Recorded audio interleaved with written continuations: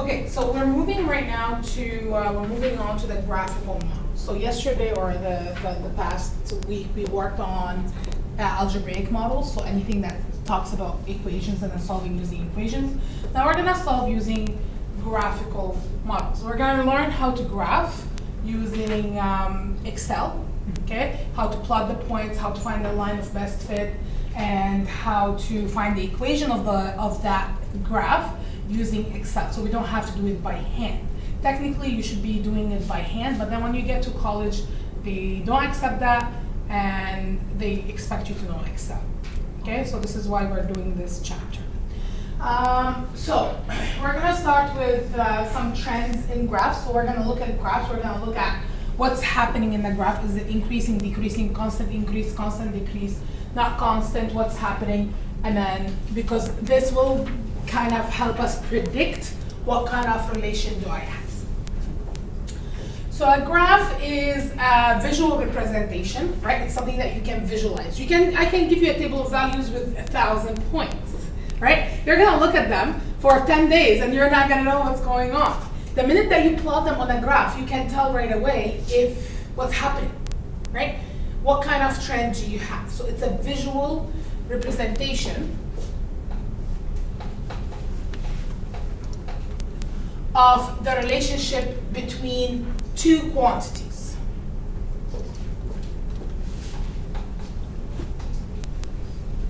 It shows how one quantity changes with respect to the other quantity. You know that we always have x and y, right? So we always have an x and y axis, right? One is dependent and the other one is independent, right? The y, which is the one that's vertically, is always dependent on the horizontal one. So,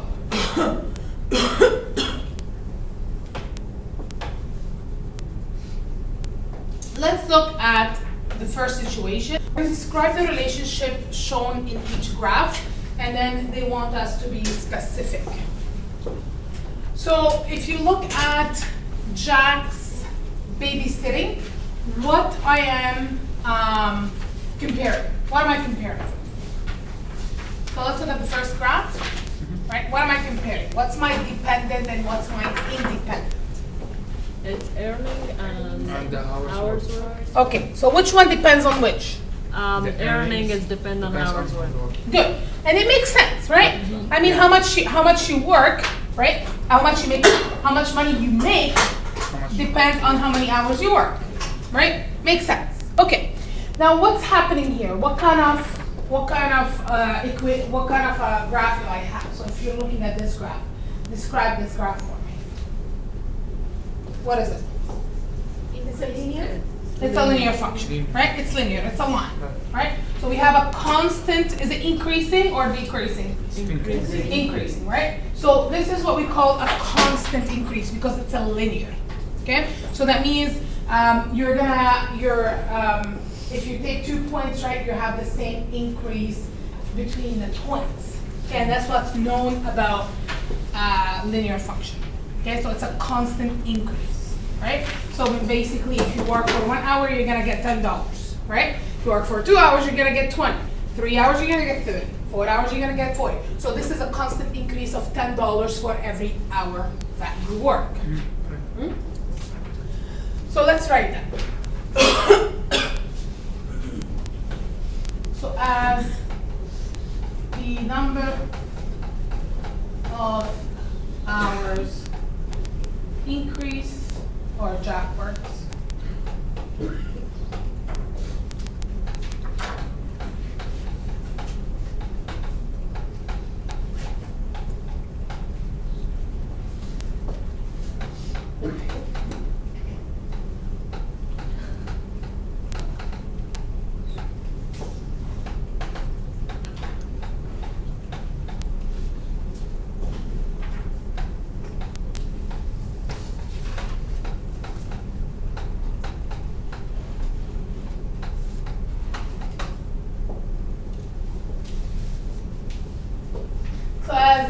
number of hours Jack works increases, is earning also increase by a constant amount. Okay, it's not changing. It's always gonna keep increasing at the same rate.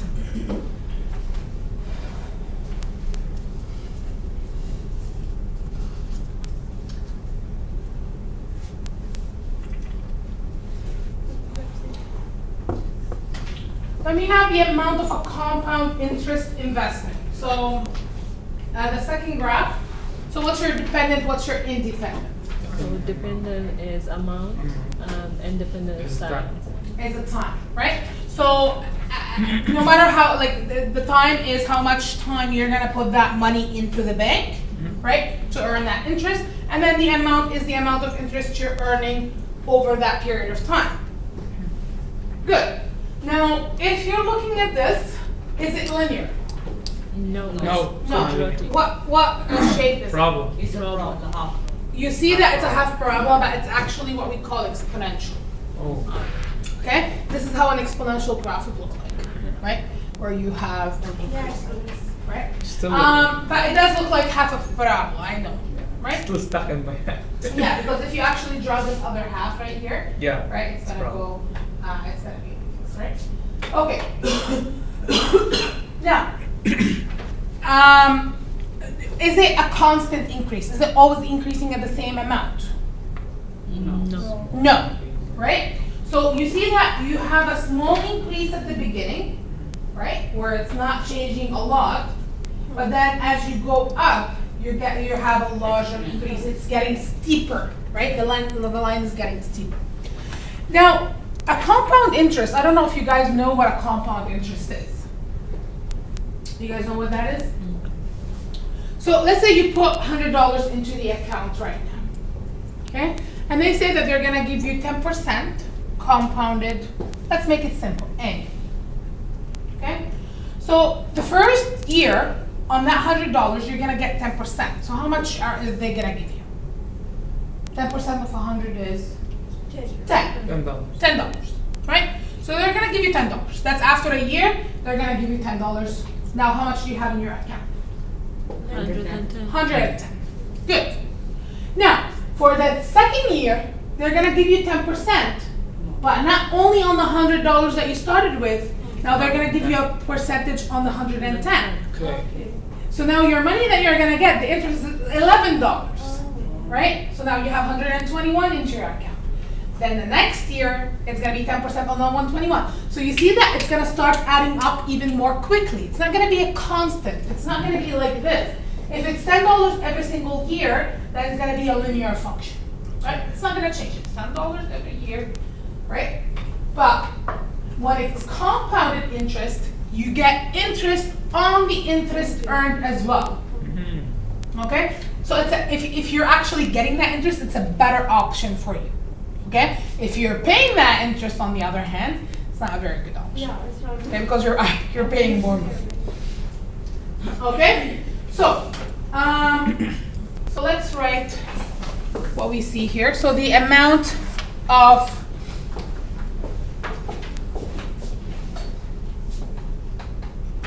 the compound interest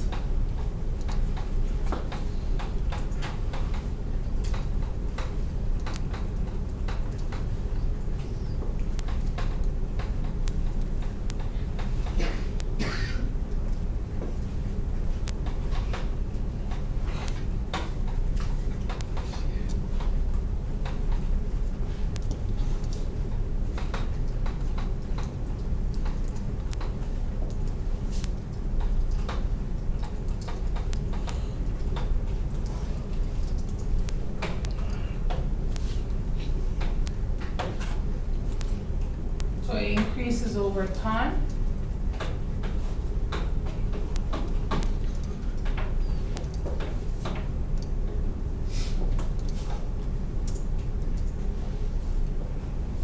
So it increases slowly at first.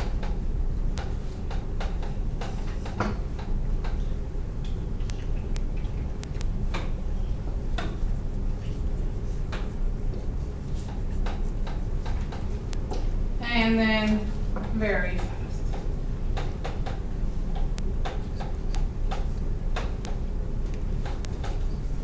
right? Even think about, like, for example, if you don't wanna think about this, as I said, it's exponential. So let's say the bacteria, right? If you're doubling the bacteria, let's say, right?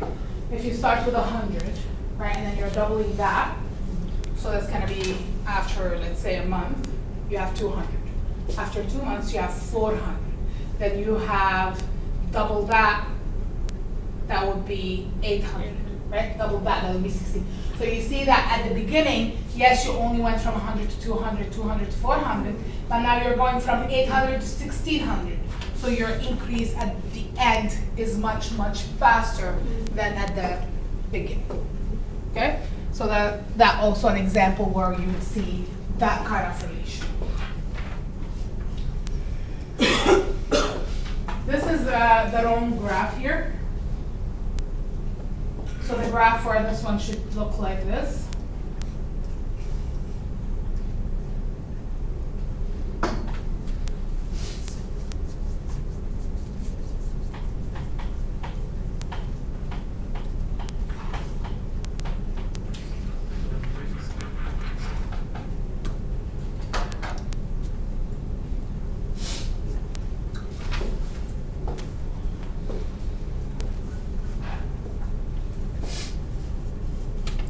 So this is the temperature of a cooling cup of coffee. Explain to me what's happening at the beginning, and explain to me what's happening at the end. At the beginning, its temperature is high. Sorry. Cooling down. No. Starting is. And by the time it's decaying, so it's decreasing. Okay, so the temperature is decreasing. Yeah. How is it decreasing? Explain to me, how is it decreasing? Is it decreasing fast? Is it decreasing slow? Is it decreasing constantly? In the starting is increasing a little bit fast and then it's slow. So at the beginning, it's starting to decrease fast, right? And then it's decreasing slowly as it gets to room temperature, right? So when it gets to the room temperature, there's no more exchange between the heat of the coffee and the heat of the room, right? So that's why there's no more decrease, or it's a slow decrease in temperature. Okay, so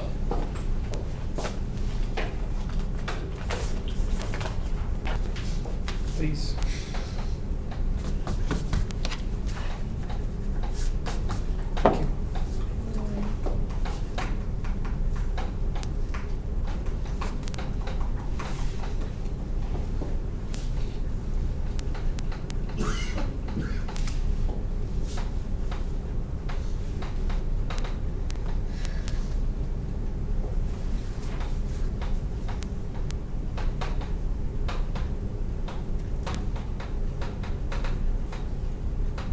I should say first, not times.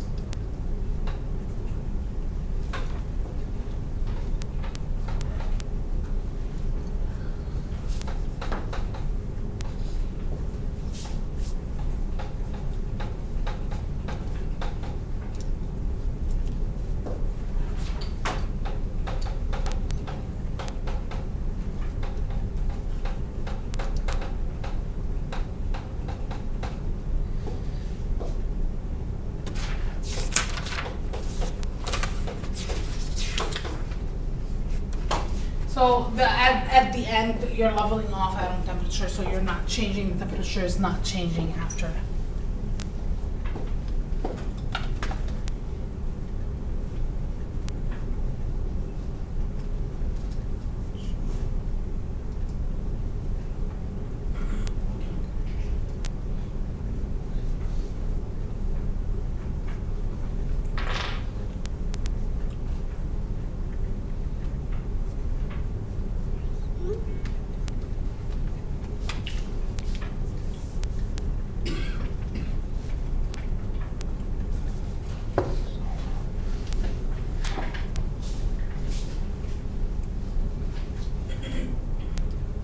Are you guys okay with this? Yep.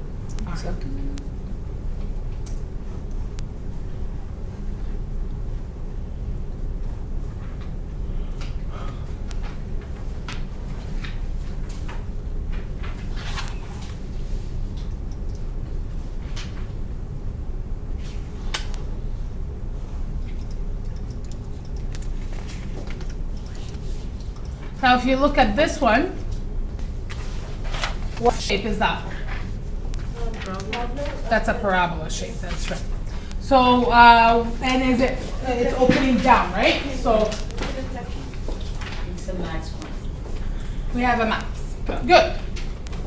Now, this is fertilizing a field, right? So this is the crop yield versus how much fertilizer you use, okay? So if you use a little fertilizers at the beginning, what's gonna happen to your crop? It's gonna, what's happening at the beginning? Yeah, it's smaller. It's an increasing, right? So at the beginning, if you look right here, right, it's increasing, it's going up, right? You're using a little bit of fertilizers, the crop yield is going up. Then as you increase the use of fertilizer, what's happening to the yield of crop? It will The crop decrease. yield. It's gonna decrease, and it's gonna decrease fast, right? So using fertilizer is good, but in decent amount. Yeah. If you use more of it, that's what I can take from this, right? The more fertilizer you use, the less crop yield you're gonna have. Okay? All right, so let's write that. So as fertilizer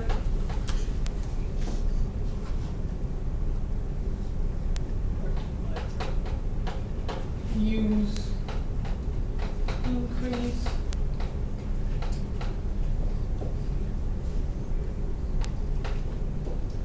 the crop yield increase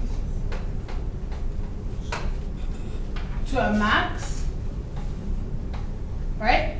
And then after that, it starts increasing.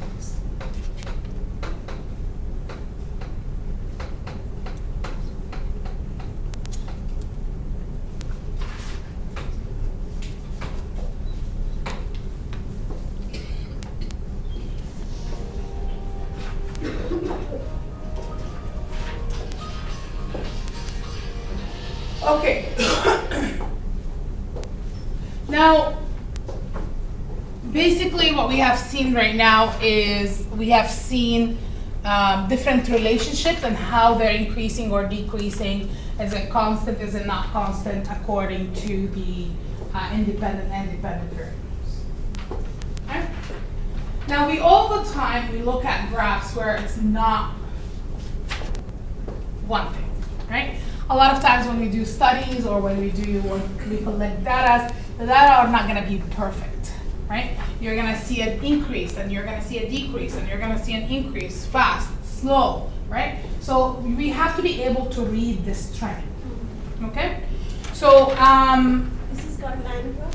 sorry? This is called line graph. The line doesn't, it's not a line graph, it doesn't have to be a line graph, okay? In this case, this is a scatter plot, and then we what do you call it? We connected the dots together. Yeah. Okay. Yeah. So hence their pattern of change.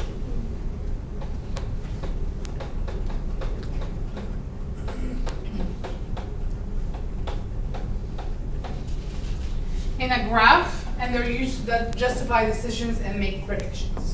Okay. So I mean, a lot of governments and a lot of companies, they look at graphs like this, and then they decide what to do next, right? They decide what is going to help them to increase or to decrease or things, or what do they need to do next. So let's say if there is a lot more people giving birth right now in Canada, let's say, right? What does the government have to do in order to, in the future, right, be able to find jobs for all these people, right, in 20 years, right? Or what do they have to do right now to help all these parents who are having kids and they don't have enough money? So they kind of make decisions, right, according to the trends that they see in graphs.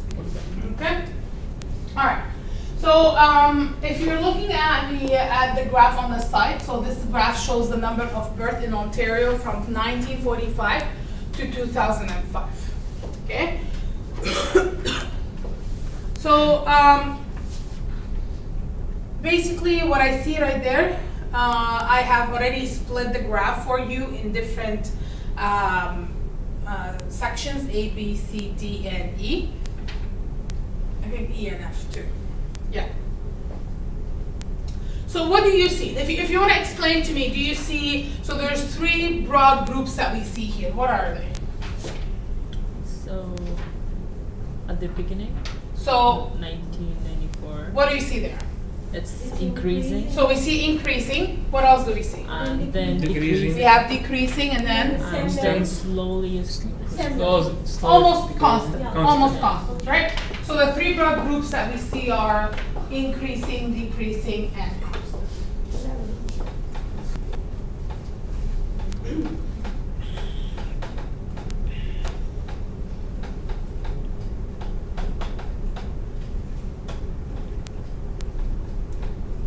I wanna talk to you about graphing, right? When we're talking about graphing, we have to, or when we graph, we have to make sure that our labels are there. Okay, so we label the x-axis and the y-axis. What do they represent? So when I read, I know that this is the number of birth, right? When I read, I know this is the year, right?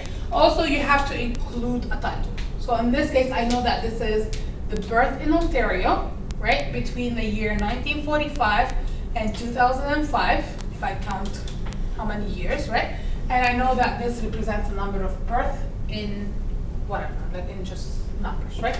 Let's say if it's in 1,000, let's say if you want to make it number of birth in 1,000, then you just go 80, 120, 160, right? So I need to be able to read what your graph reads. Now,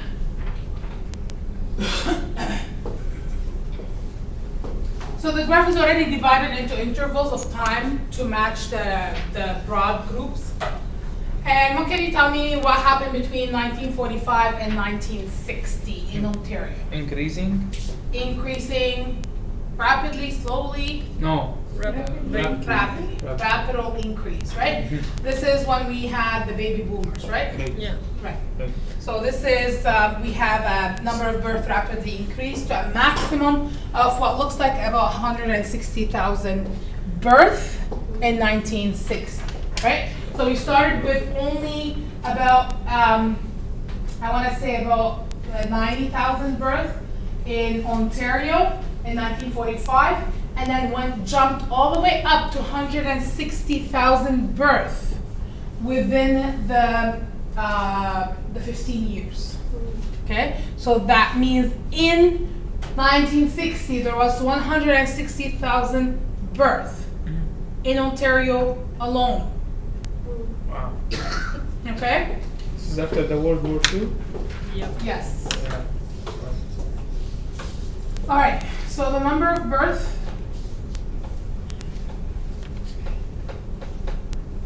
Is it the real chart? What? Is it the real graph? Yep. Oh.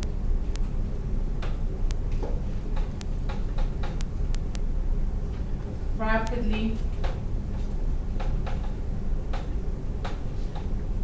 increased to max.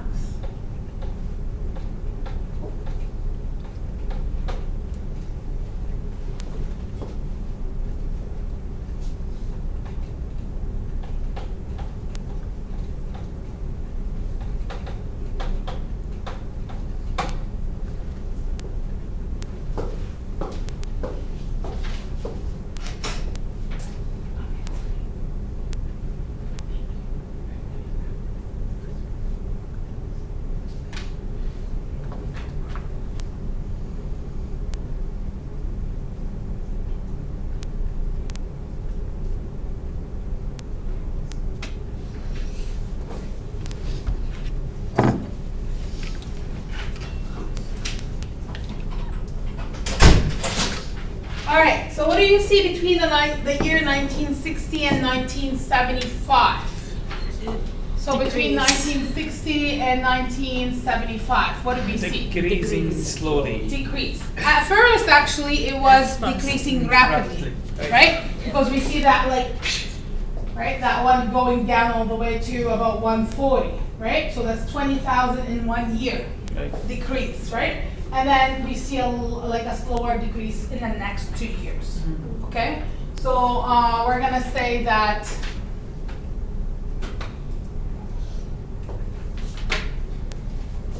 so the number of birth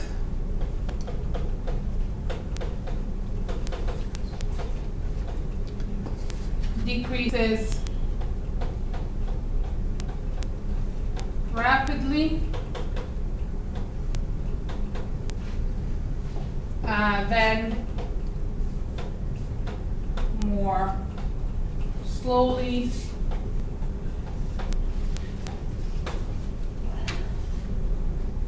and then more rapidly again, right? So if you see this here, right here, not too much, but then it kind of went more rapidly after that.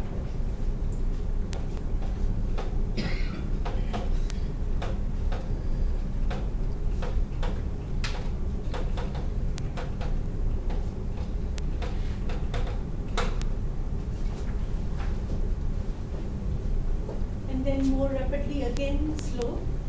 More rapidly, so fast, right? So if you look, oops. So if you look right here, there's not a lot of change for that year, right? Between the year 1965 and 1966, right? That's a very slight change. But then it's almost another 10 or 15,000 in 1966 to 1967. So that's about 10 or 15,000 change, right? So that's a more rapid change, right? If you look between the year 1975 and 1980, what do you see? It's constant. 75, 80. It's Constant, yeah. it's a constant. There's no change, right? And when I was saying 1965 and 1966, I meant 1965 and 1970, right? Because we're moving up by 5 years. My apologies for that. Okay. So between 1975 and 1980, we have a no change.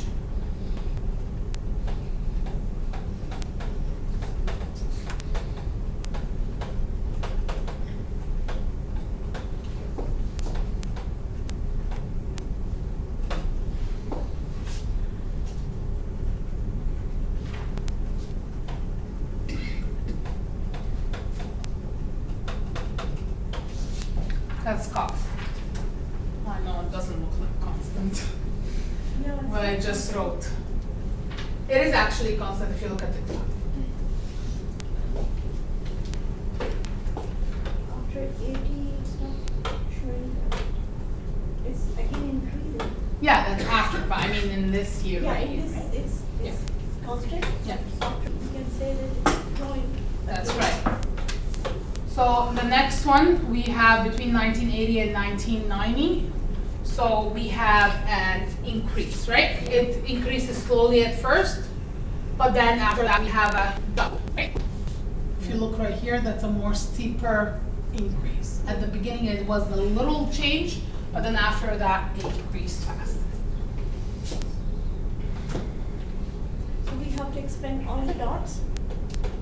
Yes, unless there's like like, you know what I mean? Unless like it's a line that's always increasing at the same rate, then you just say that it's increasing at the same rate. And here they are changing.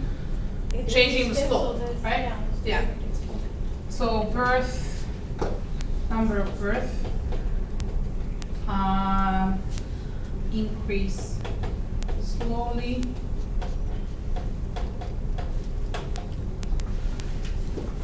At first.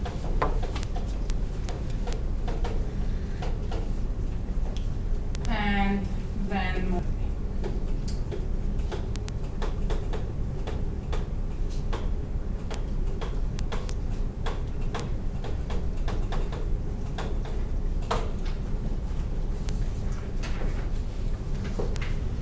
what do you see between 1990 and 2000? It's decreasing. It's decreasing, right? Slowly first, then fast, right? And then between 2000 and 2005, It's increasing again. slowly, like barely increasing, right? Yeah. Okay, so let's write that.